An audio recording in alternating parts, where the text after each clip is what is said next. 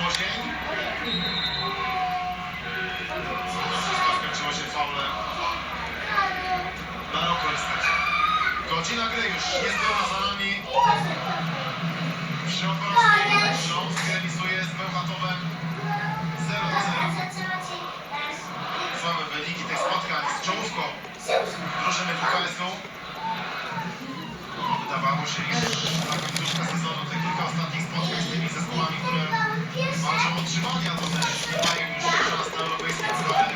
Są też bezpieczne, że to wszystko dobre, jeśli drużynie Oresta Lęczyka będzie grać, żeby